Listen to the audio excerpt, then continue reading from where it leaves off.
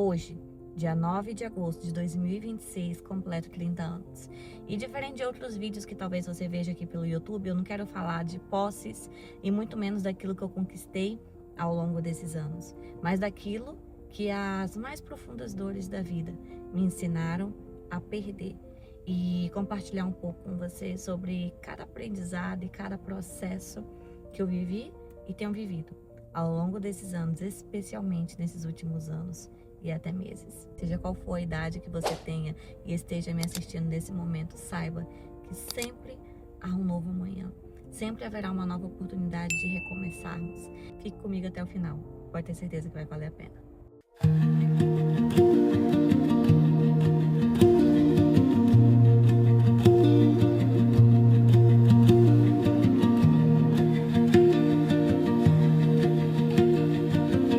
Nasci em Manaus, no estado do Amazonas, no dia 9 de agosto de 1996. Mas eu costumo dizer que eu sou muito mais cuiabana, varziagrandense, do que de fato amazonense, porque a maior parte da minha vida eu cresci, amadureci e me desenvolvi aonde atualmente moro. Morei até os meus 3 anos e meio, 4 anos em Manaus, e aos 4 anos os meus pais foram enviados como pastores missionários aqui para Várzea Grande, Mato Grosso, aonde juntos eles começaram a desenvolver trabalho não somente missionário, mas um trabalho atuando como pastores na igreja, fazendo culto nos lares.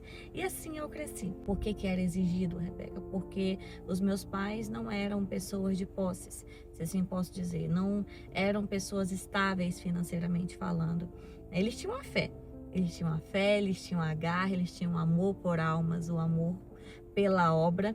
E eu me emociono de falar isso porque eu acompanhei muito de perto, né, esse crescimento dos meus pais. Eu acho que quando a gente se torna pai e mãe, a gente começa a olhar de uma forma diferente para os nossos pais, né? Quando a gente é adolescente, a gente é jovem, né, ou até mesmo antes de ser pai e mãe, a gente costuma olhar para os nossos pais de uma forma que a gente quer cobrar deles aquilo que não nos cabe cobrar. Ou então a gente é expert em falar, se eu tivesse no lugar do meu pai, da minha mãe, teria sido diferente. E hoje, ao olhar a vida do meu pai e da minha mãe naquele período, não tinha como ser diferente. Eles sim fizeram tudo o que eles podiam por mim. A vida toda sempre fizeram o que podiam, dentro do que lhes cabia, fazer o que fizeram por mim. E sempre serei grata por eles não só terem me gerado, mas de certa forma ter tornado também quem eu sou. E mediante a muita dificuldade financeira, mediante a uma verdadeira escassez, né? Os meus pais, eles tentavam proporcionar dentro do que lhes era possível, né, o alimento, a roupa, mesmo sendo algo muito pouco. Tinham dias que nós não tínhamos nem o que comer. E ali eu me lembro que a minha mãe, ela misturava água com farinha, ali a gente orava, agradecia ao Senhor. E assim, sempre vivendo um dia após o outro, crendo que o Senhor providenciaria tudo. Lembro que no fundo da casa pastoral tinham vários pés de frutas, né? Vários pés, entre eles pé de acerola, a gente também plantava melancia. E a minha mãe, né, o prazer dela era me dar tanto de café da manhã quanto café da tarde, frutas, né? E eu amava as frutas, mas mal sabia eu que, na verdade, não tínhamos dinheiro para comprar um pão, né? Nem sequer um café. E ali fui crescendo naquele meio profético, vendo os meus pais fazendo cultos em casas, vendo os meus pais servindo de fato, né, com todo o corpo, com toda a alma, com todo o entendimento que eles tinham as pessoas. Assim como as circunstâncias e as estações da vida acontecem, elas se iniciam, elas acontecem, elas se findam na vida de muitas pessoas. Da mesma forma foi na vida dos meus pais. Até que chegou o período da minha adolescência, eles se divorciaram. E ali naquele processo do divórcio, juntamente com a gente ter que voltar, né, para o nosso estado natal, nossa cidade natal, que era Manaus, e a minha mãe perder muitas coisas e de certa forma eu e minha irmã ficarmos com ela, sem ter o amparo, sem ter a presença de um pai. Que o nosso pai fosse a pessoa mais presente do mundo. Ele era um homem que trabalhava muito, era um homem que também era muito dado à igreja. Então boa parte da minha infância com a minha irmã, a gente não teve a presença física do nosso pai perto da gente como a gente gostaria, mas da forma como a minha mãe pôde. Ela sim sempre foi presente em tudo, seja nos estudos, seja nas reuniões de escola, seja em falar sobre Deus pra gente. e até mesmo sobre nos ensinar a como sermos futuras mulheres perante a vida, perante a sociedade, perante aquilo até mesmo que Deus gostaria que nos tornássemos. Por volta dos meus 10, 11 anos, e somente um pré-adolescente que já viveu, né, essa fase de divórcio com os pais, sabe mensurar em palavras qual é o sentimento que a gente sente, né? E naquele momento eu me lembro que eu me senti muito desamparada, muito abandonada, principalmente por parte do meu pai, da minha mãe também em partes, porque na época minha mãe ela teve que trabalhar, ela teve que ir para o interior, muitas coisas aconteceram e eu tive que morar com a minha avó na época, mesmo tendo a consciência de que os meus pais ainda assim estavam fazendo o melhor por mim e que, ao meu ver, era melhor eles serem felizes separados do que permanecerem juntos, ainda assim, para a cabeça de um adolescente, é difícil deixar de sentir aquilo que ele está sentindo. E no meu caso, eu me senti muito só. A minha avó, ela de certa forma acompanhou um pouco do meu crescimento, a minha avó Zenaide, só que é diferente quando a gente está com pai e mãe, né? Nem se compara. Mal sabia eu que ali estava se iniciando um forjar de Deus na minha vida que eu jamais imaginei que fosse viver. Até porque a gente idealiza algo para nossa vida e eu sempre tive essa idealização. Eu falava para mim mesma que, primeiramente, eu jamais seria pastora, que eu jamais seria uma mulher de uma liderança, né, de liderança grande, que eu não tinha esse anseio, esse desejo no meu coração, porque os meus pais eram pastores e tinha acontecido o que tinha acontecido. Então eu não tinha vontade nenhuma de ser uma pessoa de referência como eles eram. Naquele período eu me lembro que eu estava no 9º ano do ensino fundamental, né? Indo para o 1º ano do ensino médio, e ali cercada de amizade, cercada de pessoas que ao mesmo tempo que tentavam me deturpar, né? Me levar, não digo que levar, porque ninguém leva ninguém, né? Mas de certa forma me influenciar a ir para festas, a beber, a fumar. Eu acredito que foi um caminho que eu nunca tive o desejo de ir.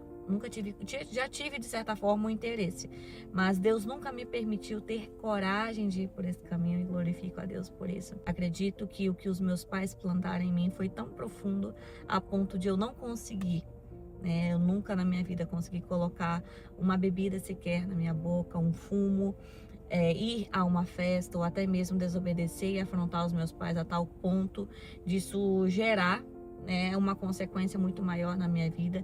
Eu glorifico a Deus pela vida dos meus pais, porque eu tenho certeza que foi muito do que eles plantaram, juntamente com grandes livramentos que o Senhor me deu, que não me permitiu ir por esse caminho. Mas em compensação, por conta da ausência paterna, por conta de muitas das vezes me sentir só, eu fui uma adolescente que namorou bastante. Uma adolescente que buscava, né, ali um relacionamento, a aprovação, a admiração que eu não tinha ou não sentia que tinha em casa, né? Aquela aprovação e aquela admiração que eu nunca havia percebido da parte do meu pai que ele tinha comigo. Buscava uma admiração e até mesmo uma ilusão de que fora de casa eu era amada, eu era aceita e eu era respeitada. Por que adolescente é dessa forma, né? Então, por muitas vezes eu discutia com a minha mãe, eu cobrava coisas dela que não me permitia, sabe? Hoje, olhando assim, não tinha por que eu cobrar. Não tinha por que eu cobrar uma presença de uma mulher que estava se esforçando para trabalhar e dar o melhor para mim, dentro do que lhe cabia. Não tinha como eu cobrar uma atenção e um amor dela, né? Até que ela se casou de novo com, eu digo que é o meu padrasto, né? É uma bênção. Elias, ele é uma bênção na nossa vida e Deus, por muitas vezes, não só manifestou, mas manifesta o amor dele por nós através do nosso padrasto. E eu me lembro que ali ela, nesse novo casamento, e meu padrasto se esforçando para poder, né, conciliar, sempre conversar, sempre aconselhar a minha e minha irmã, mas por muitas vezes me vinham tantas revoltas internas, tanta raiva, que eu prometia para mim mesma que eu ia trabalhar, que eu ia estudar e eu ia ter uma vida diferente.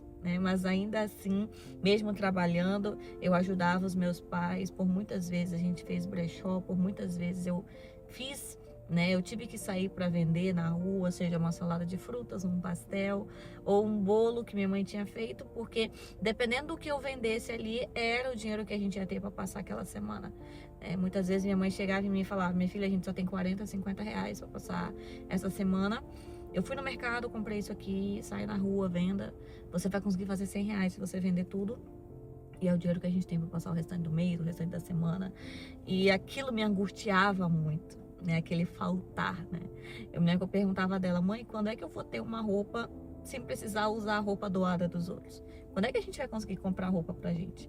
Quando é que eu vou conseguir ir em um salão e eu mesma não fazia as minhas unhas? Quando é que eu... Mas ao mesmo tempo que eu ocupava esse lugar de perguntas e até mesmo de argumentos, a gente ali no meio da necessidade, a gente foi aprendendo a se virar e a não se vitimizar, né? Então, ao mesmo tempo que eu queria ter tudo isso, eu pensava, não, tudo bem, eu não tenho.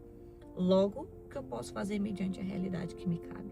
Então, eu me lembro que eu recorria com a minha irmã aos vídeos do YouTube, a gente aprendeu a fazer as nossas próprias unhas, aprendemos a nos maquiar, aprendemos a arrumar cabelo, a fazer penteado. Então, o que nos cabia fazer com o que a gente tinha dentro da nossa realidade?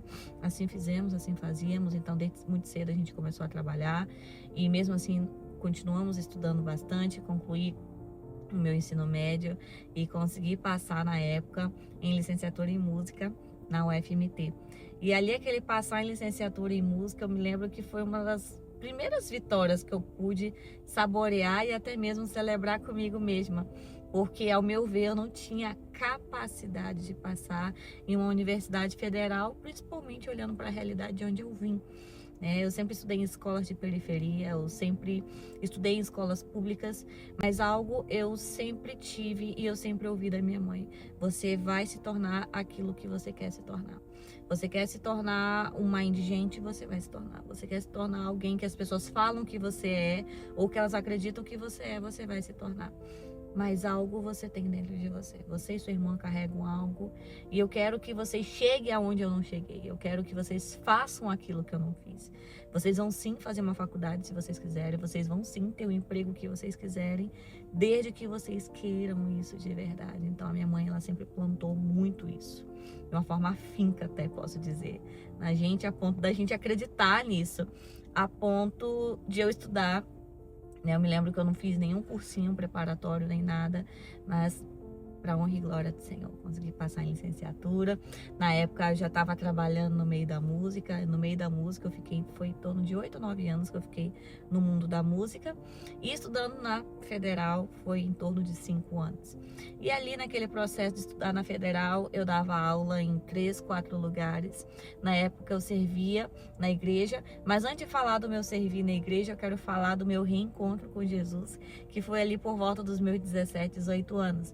Eu lembro que quando a minha mãe ela se casou novamente, o antigo ministério que nós congregávamos, eles não aceitavam o casamento dos meus pais. Minha mãe, o novo casamento que ela estava tendo, eles não aceitavam. Então, com isso, a gente teve que sair daquele ministério. Eu já estava por volta dos meus 15 para 16 anos. E aí a gente começou a orar para o Senhor nos mostrar um novo lugar para congregar. Então, foi quase em torno de 2 anos e meio esse processo da gente orando para o Senhor nos mostrar. Nisso, nós visitamos outras igrejas, outros ministérios, para não deixar de ir à igreja, porque a gente sabe que o cultuar ele é muito importante. Só que ainda não tínhamos um sentido em casa, ainda não tínhamos um sentido, meu Deus, é esse lugar aqui que a gente tem que ficar, né? A gente sente, né? Não tem como não sentir. E ali, a minha mãe, eu me lembro que por volta dos meus 17, 18 anos, a minha mãe estava muito preocupada, porque ela tinha medo de eu desviar, ela tinha medo de eu não ler a Bíblia, e realmente, né? Eu tava naquela fase que eu não lia a Bíblia, eu não ouvia louvores evangélicos, quase nunca ouvia, eu ouvia muito louvores, né, relacionados a rock, relacionados a pop, relacionados principalmente ao meio artístico, o qual eu estava trabalhando também, que era o meio erudito, né? A música erudita eu ouvia muito. E em oração e ao mesmo tempo ela cuidando, né, da gente, junto com o meu padrasto, de mim, da minha irmã. E né, com a minha irmã também estava passando por vários dilemas na adolescência, por várias crises, né, relacionadas a ela mesma, né? Uma alergia na época tomou conta do corpo da minha irmã, que minha mãe levava em um médico, em outro, e gastava com remédios e nada se resolvia. Então, mesmo em meio a todo aquele aperto, né, que de certa forma a gente vivia, ainda tinha tudo isso. Outros acasos que agora eu não me recordo, mas enfim, eu me lembro que a gente foi visitar na época o Ministério Voz da Verdade, que é o ministério atualmente que eu congrego até hoje. Então, desde meus 17 para 18 anos, eu me lembro que ali eu reencontrei Jesus. Muito tempo que eu não entrava em um culto que eu não sentia a presença de Deus. Fazia muito tempo que eu não entrava em um culto onde eu não ouvia a voz de Deus. E ali os irmãos nos abraçaram, a gente foi tão bem recebido, né? Eu digo que Deus, ele já tinha aquele dia marcado pra gente. Foi maio ou junho de 2014, né? Tô me recordando agora aqui.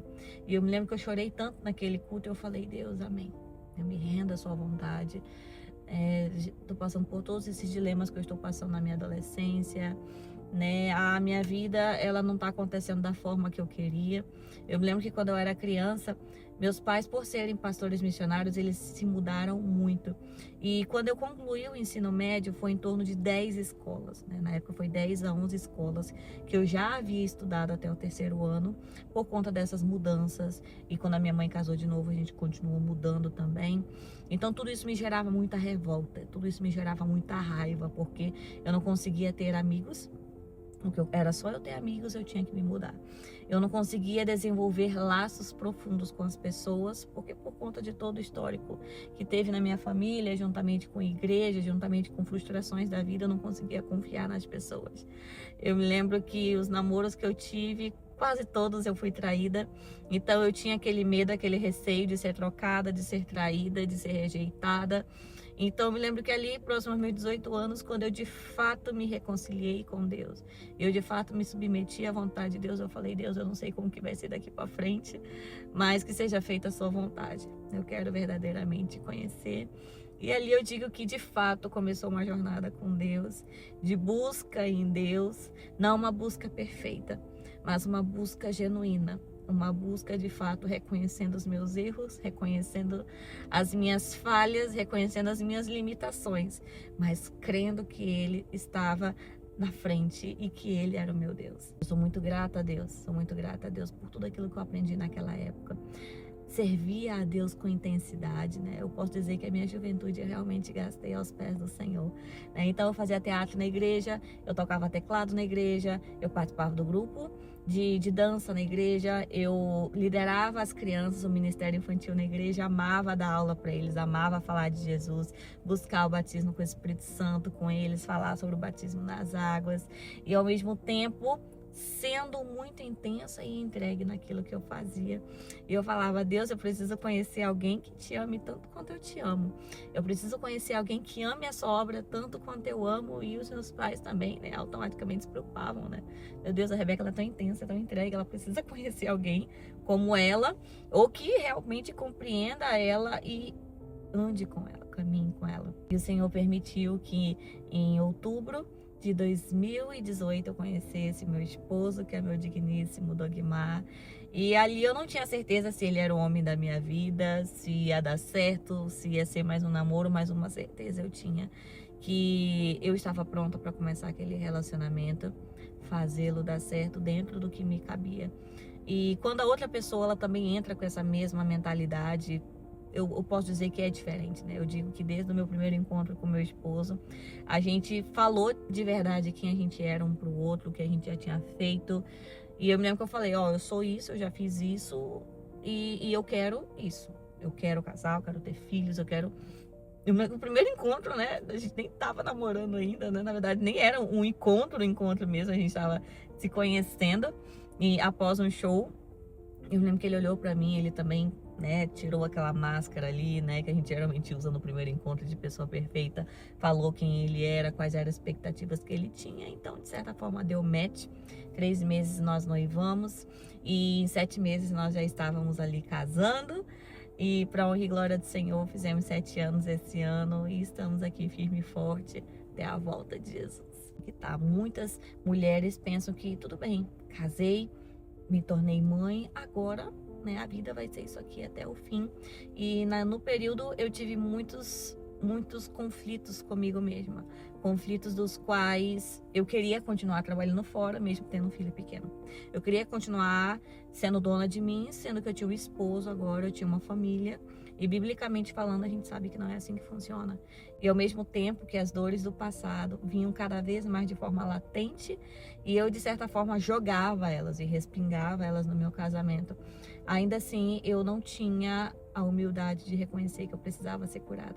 Eu precisava mudar. Até que quando nasceu a nossa segunda filha, eu tive uma grande crise de ansiedade, juntamente com outras crises, né, que se sucederam, né, porque eu comecei na psicóloga e foi quando a psicóloga fez a seguinte pergunta para mim que mudou todo o cenário naquele período que eu estava vivendo.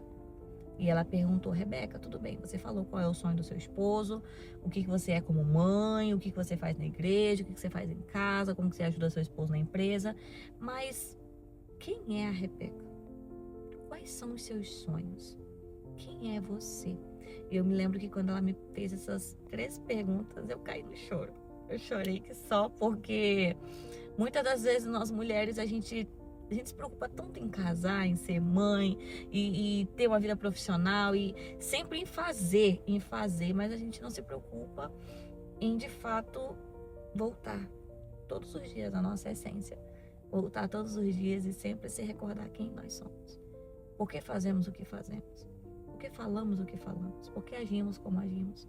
Tudo tem a ver com a nossa essência, tudo tem a ver com aquilo que já está dentro de nós, mas muitas de nós não temos clareza de quem somos de fato. Sabemos o que fazemos e achamos que o que fazemos é o que define quem somos, e não temos a total clareza de quem somos, seja com nós mesmas ou até mesmo quem somos em Deus. Ele começou uma árdua batalha contra o meu eu, contra a minha alma, contra a minha carne, e uma peregrinação de fato ao descobrir quem eu era. Ali eu já estava por volta dos meus 26 para 27 anos, vivi o meu primeiro processo no luto, né, o qual a Débora partiu, e eu posso dizer que aquela menina, mulher, que fazia tantas coisas, que era uma verdadeira Mulher Maravilha em tantas coisas, tudo aquilo de certa forma foi tirado de mim. Né, a casa que eu e meu esposo tanto demoramos para reformar e deixar do jeito que a gente queria, a gente não conseguiu mais voltar a morar na nossa antiga casa. Na época a gente teve que sair da igreja local que tanto amávamos, liderávamos grupos e tivemos que deixar esses grupos. Então, muitas áreas na nossa vida, a gente de certa forma, é como se tudo aquilo fosse arrancado da gente.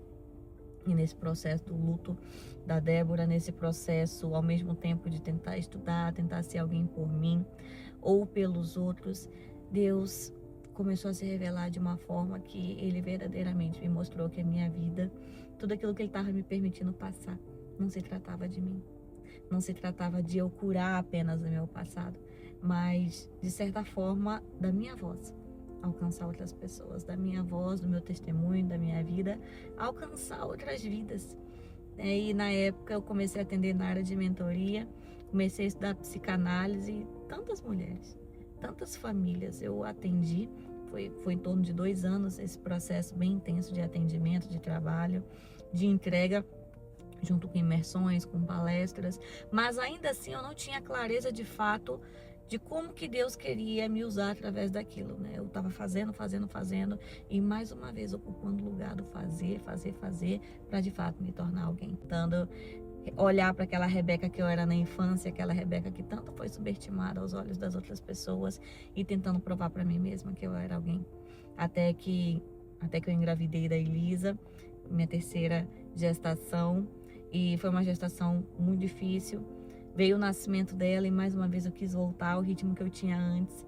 E mais uma vez Deus veio, né, através de pessoas e, olha, né, pausa um pouco, viva um pouco agora. Né, você tem seus filhos, você está tendo a sua família, os anos estão se passando e você só fica cada vez mais presa no fazer, tentando provar para quem a sua capacidade, tentando provar para quem, de fato, que Deus é com você. E eu me lembro que foi um processo bem difícil, ter que parar com os atendimentos de mentoria, na época eu saí do conjunto de louvor na igreja que congregávamos, e aos poucos Deus foi me fazendo voltar à essência que Ele já tinha me feito, a essência que já está dentro de cada um de nós, mas mediante as circunstâncias da vida a gente acaba se perdendo verdadeiramente de quem nós somos. Todas as vezes que Satanás tentar distrair eu e você para os problemas, para as circunstâncias ou até mesmo para o vício do fazer, ele quer de alguma forma nos afastar da nossa essência. Podemos sim fazer, podemos sim ser produtivas, ser proativas e sermos aptas e estarmos prontas a fazer o que deve ser feito. Mas antes de tudo, entender por que a gente faz o que faz. Porque nós agimos da forma que agimos e ter a total clareza de como o nome do Senhor será glorificado nisso. E quando eu achei que tava ficando tudo perfeito, tava ficando tudo maravilhoso, tô me curando, né? Acho que agora, em relação ao luto da Débora, de certa forma eu tô curada, veio a gestação do Isaac. foi um dos meus últimos vídeos que eu joguei aqui no meu canal. Vocês sabem muito bem o que está acontecendo, né? Quem não sabe, fica à vontade para poder ver os 1 ou 2 vídeos anteriores que eu postei aqui sobre o Isaac. E agora, aos 30 anos, eu estou, né, nesse momento sendo uma mãe puerpera. Estou passando pelo meu quarto puerpério. O Isaac partiu para o Senhor. Isaac ficou internado 10 dias na UTI após o nascimento. Não resistiu por conta das anomalias, por conta da parada cardiorrespiratória que ele teve, por tantas outras coisas. Hoje eu sou uma Rebeca que perdeu muito tempo tentando provar para os outros o próprio valor, tentando provar para os outros a própria capacidade. Uma Rebeca que teve que engolir choro muitas vezes, por muitos e muitos anos. E por um momento acabou se tornando uma mulher muito no modo automático. Uma mulher que não se permitia sentir o que sentia com intensidade. Mas ainda assim, uma Rebeca que tinha esperanças. Sempre teve esperanças de um futuro melhor, de um novo amanhã, de um novo recomeço. Eu acho que mediante a tudo que eu passei na minha vida, mediante, né, aqui na verdade eu tô pincelando, porque se de fato eu for falar tudo que eu já passei na minha vida, nesses 30 anos, né, haja vídeos e vídeos. Quero dizer para você aqui nesse momento, é que eu tinha tudo para ser uma Rebeca, ou, né, está sendo uma Rebeca que mais fala da dor, que mais reflete dor, e eu tinha tudo para ser a mulher mais amargurada do mundo. Mas eu não estou aqui hoje para poder chorar e lamuriar as coisas ruins ou boas ou que talvez não tenham dado certo na minha vida. Mas eu estou aqui para dizer para você que o nosso Deus, ele não vai nos inibir da dor. O nosso Deus, ele não vai nos inibir dos processos que eu e você temos que passar para nos tornarmos quem ele quer que a gente se torne. Mas eu estou aqui para te dizer que há um propósito para tudo. Tudo aquilo que eu e você temos que caminhar, temos que passar, temos que, de certa forma, não digo que engolir, mas viver. É como eu agora, mais uma vez, tendo que viver o processo do luto, tendo que viver um puerpério sem ter o meu bebezinho nos braços, tendo que viver processos e processos em Deus que, se realmente eu for olhar para minha alma, se realmente eu for olhar para aquilo que eu quero olhar, a vontade de dizer é: Deus, tudo bem, ok, é para eu continuar vivendo após tudo isso? Como que o seu nome vai ser glorificado? Porque ao meu ver, não tem mais como ter vida. Mas é o momento que eu me esforço, é o momento em que eu busco todas as forças que eu tenho interna. E eu digo que mesmo buscando todas as forças internas, ainda assim eu não conseguiria sozinha. E é um momento que eu tenho certeza que Deus está comigo. Por quê? Porque é verdadeiramente a força dele que se aperfeiçoa nesses momentos, que nos faz enxergar o que a gente tem no agora, nos faz enxergar a família que mesmo assim Deus nos deu, nos faz enxergar os filhos que Deus permitiu e permite que eles estejam aqui ainda comigo, que é o Asaf e a Elisa. Ainda assim, olhe para os meus pais, para os meus irmãos e sinta gratidão aos amigos, aos seguidores, aos intercessores, a tantas pessoas que nos acompanham. Ainda assim, me sentir amada por Deus. Olhar para o meu esposo e verdadeiramente não só sentir o amor de Deus, como ver também como a misericórdia de Deus me alcançou. Porque pense em um homem que manifesta não só a presença, mas verdadeiramente o cuidado de Deus na minha vida. É o meu esposo, que está uma mulher que algo arde dentro de si mesma, né? Arde aqui dentro que não consegue fazer parar. E eu tenho certeza que tudo isso é Deus na minha vida. É Deus que não me permite parar. E eu tô aqui para dizer que se eu conseguir passar por tudo isso que eu passei, olha que eu pincelei, tem muita coisa que eu não detalhei, mas eu quero dizer para você que eu não sou mais forte que você. Eu não sou mais merecedora ou menos merecedora que você.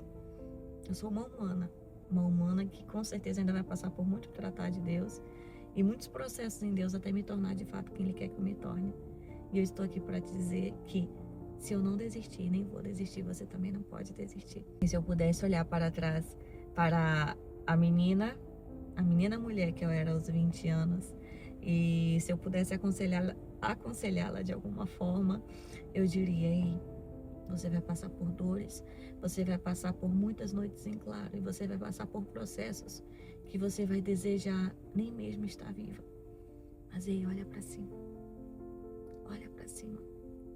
Não se esqueça do verdadeiro sentido de você não parar. Não se esqueça que sempre haverá alguém para você de fato não desistir. Sempre haverá uma razão para você prosseguir.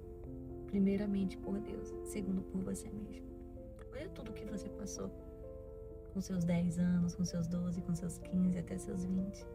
Ei, não desista. Vai valer a pena. Porque há um galardão nos esperando lá na frente. E é algo que o Senhor está preparando que a gente ainda não sabe o que é. Nós vamos viver juntas. Então não para não, não desista não. A vida ela é linda. E ela vai também te dar motivos para sorrir. Assim como vai te dar motivos para chorar, vai te dar motivos para sorrir. E vai te dar uma força que você nem imagina que você tem. Se eu pudesse falar algo para a Rebeca dos 20, era isso que eu falaria hoje. Para a Rebeca dos 30, o que eu posso dizer para a Rebeca dos 30? Que ela vive um dia após o outro. Principalmente esse processo de luto que mais uma vez estamos vivendo por aqui.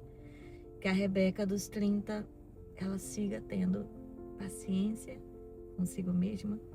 Que ela siga tendo cuidado por si mesma. Que ela continue se cuidando, que ela continue se admirando, que ela continue não querendo mudar nada aqui, porque é uma Rebeca que ama o próprio cabelo.